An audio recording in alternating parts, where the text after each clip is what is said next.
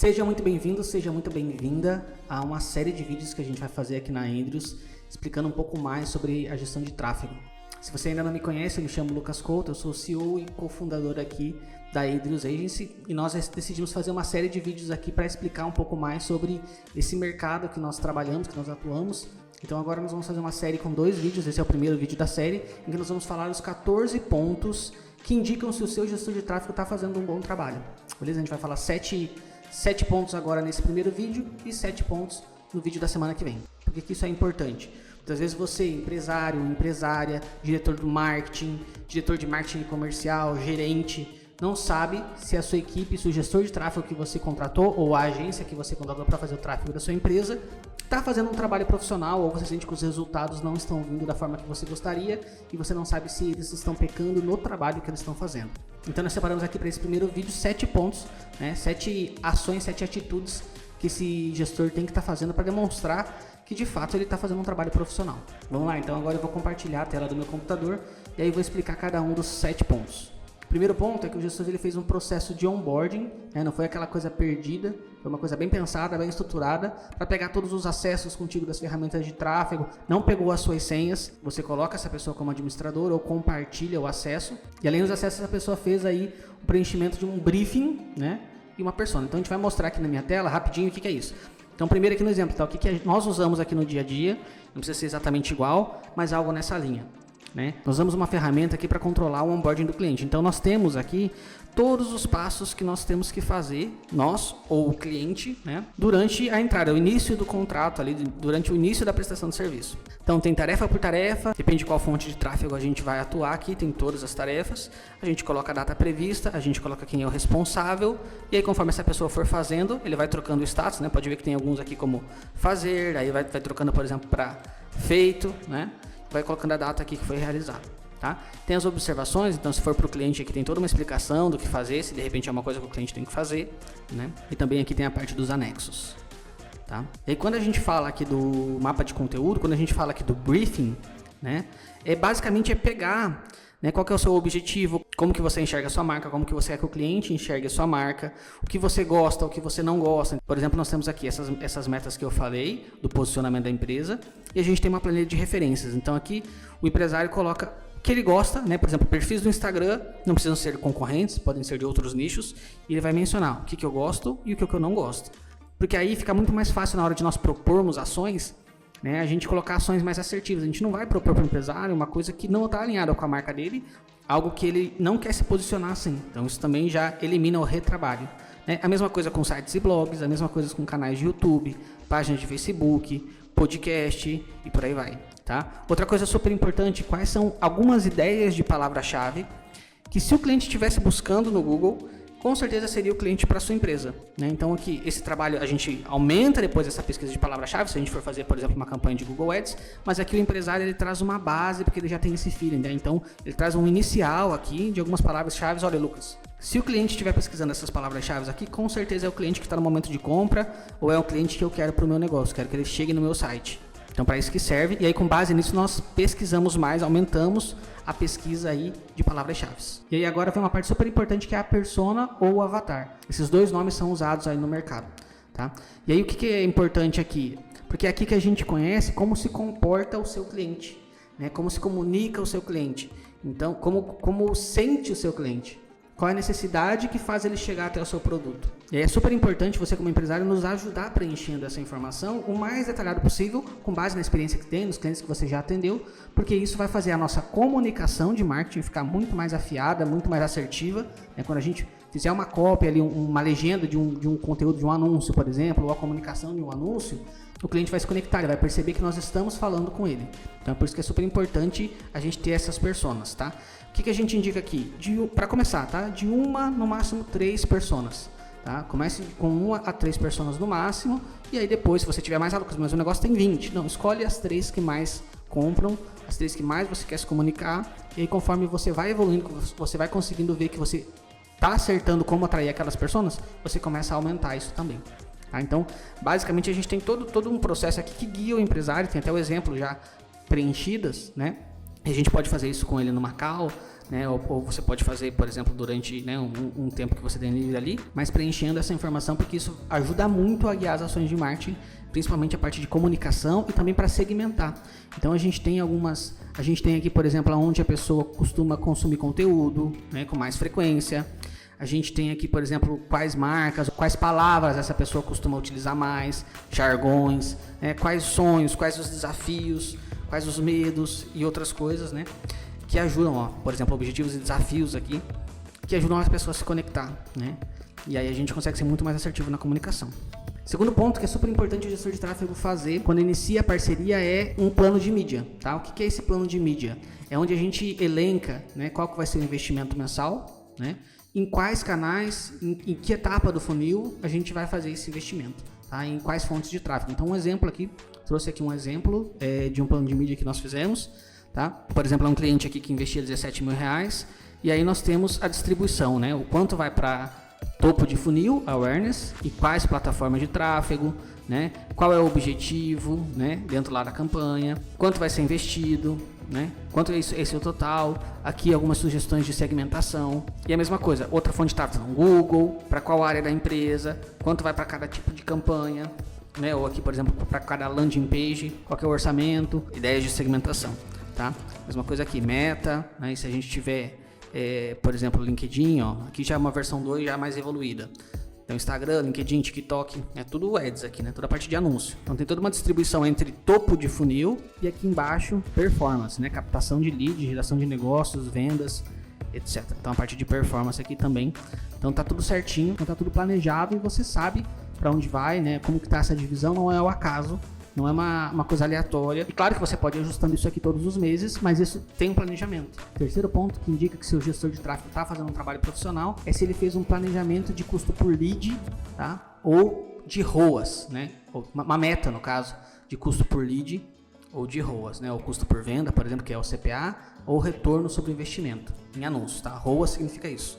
ROI é o retorno, se fosse o líquido no final, tirando todos os impostos, custos, etc. ROAS é o retorno sobre o investimento em anúncios, né? Quanto se fatura versus quanto se investiu em anúncios, sem tirar os demais custos. Então, pelo menos o ROAS você tem que ter uma meta. Se você consegue mensurar até a venda, se você não consegue mensurar até a venda, você pode colocar aqui um custo por lead. Então, nesse exemplo aqui, nós pegamos todo o histórico do cliente de julho a dezembro do ano anterior, né? De Google e de Meta, né? De Facebook Ads.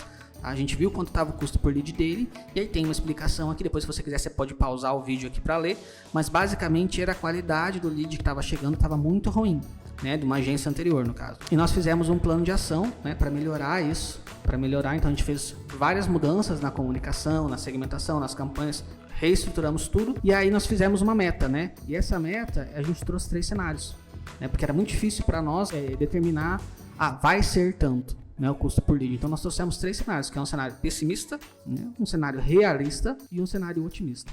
Tá? E aí, nesse caso aqui é um custo por lead alto, mas porque era uma imobiliária de alto padrão, né? Só imóveis acima de 2 milhões, 4 milhões, 12 milhões, 14 milhões. Então o custo por lead é naturalmente, por ser um público AAA, né, é mais caro. E aí é super importante você ter esse tipo de planejamento, porque aí você vê que você não está começando com um tiro totalmente no escuro. Você tem aqui 3 estimativas de como vai ser o resultado, e você tem que navegar entre elas e buscar, claro, a otimista, buscar no mínimo a realista, né? Mas você consegue medir se está performando bem, se não está performando bem, se está dentro daquilo que foi planejado ou se está muito fora daquilo que foi planejado. Antes de nós seguirmos para o nosso 4º ponto, se você está curtindo o conteúdo, se inscreve aqui no canal para receber os próximos vídeos, o segundo vídeo dessa série, e também curte e comenta aí alguma coisa para nos ajudar aqui no engajamento e a crescer o canal. 4º ponto que indica que o seu gestor de tráfego está fazendo um trabalho profissional. E esse ponto ele fez um relatório automático, né? Você não precisa ficar perguntando para ele como é que está o desempenho das campanhas, você não fica naquela dúvida, não fica no escuro. Você vê como estão os dados, né? Você consegue ver os dados e eles atualizam de forma automática. Então a gente trouxe um exemplo aqui de um relatório, né? Pegando aqui, por exemplo, o mês de setembro de um cliente. Lembra que eu falei que a gente tinha meta, né? Tem que estabelecer uma meta de custo por lead ou de ROAS, né, ou de retorno sobre anúncios no item anterior. Nesse cliente, por exemplo, a gente tem os dois, né? A gente tem essa informação, a gente traz essa informação para o cliente. Então veja o que a gente vê aqui no relatório. a gente vê o investimento, 3.480. Nós conseguimos ver o volume de contratos que esse investimento trouxe. Então foram R$96 mil em contratos fechados. Nós conseguimos ver aqui quanto foi o ROAS, né, o retorno sobre investimento em anúncio. Então os 96 mil em contrato divididos pelos 3.480 dá um retorno de 27 vezes. E aí nós temos o custo por lead, né, por conversão. No caso desse cliente, pelas perguntas que nós fazemos no formulário, nós sabemos se esse lead é qualificado ou não. Está dentro do perfil que a empresa atende ou não. Tá? E aí o custo por lead qualificado está aqui. E aí você pode pensar, Lucas, mas somente 27% de leads qualificados? Mas a gente sabe exatamente de onde está vindo essa questão da qualificação. Se você perceber, nós temos aqui iscas digitais, né, que é uma campanha que tem 17% apenas de qualificação do lead. Mas mesmo que seja apenas 17% de qualidade do lead que está chegando, o custo por lead aqui, ó, o CPA, o custo por lead está em R$11, então está até abaixo da média. E aí no final o que importa para esse cliente é duas coisas. Uma, qual que é o custo por lead qualificado? Então aqui para ele, por exemplo, abaixo de R$20 está excelente, a gente está perto de R$15, está excelente. E o que é mais importante é qual que é o retorno financeiro que ele está trazendo. Então ele está retornando 27 vezes mais do que ele está investindo. E aí é claro que ele vai ter todos os custos da operação dele, é uma empresa de serviço, né? Mas tem sido muito lucrativo essa operação de tráfego aqui. Tá? E isso aqui atualiza todo dia automaticamente, né? O cliente tem acesso a isso o tempo todo. E aí a gente partindo aqui para o quinto item, a lógica é o seguinte: não é porque o cliente tem um relatório que atualiza automaticamente, né, que ele vai ter que ficar entrando lá o tempo todo, ou entrando quando ele quiser saber, ele não vai ter contato, não vai ter explicação, ele não vai entender o que está acontecendo.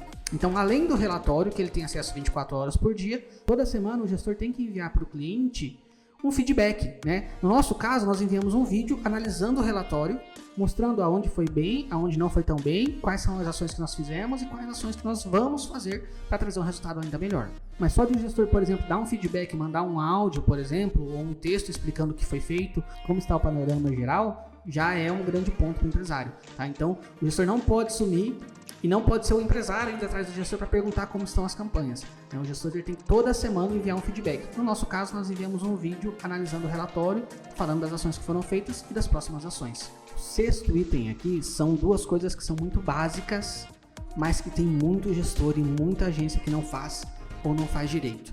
Tá? Então a gente está falando aqui, vou dar o exemplo aqui do Meta Ads, né, do Facebook Ads, mas poderia ser Google, poderia ser TikTok, LinkedIn, o que for. Esse gestor tem que ter instalado o Pixel, tá? No site tem que saber instalar e configurar o Pixel.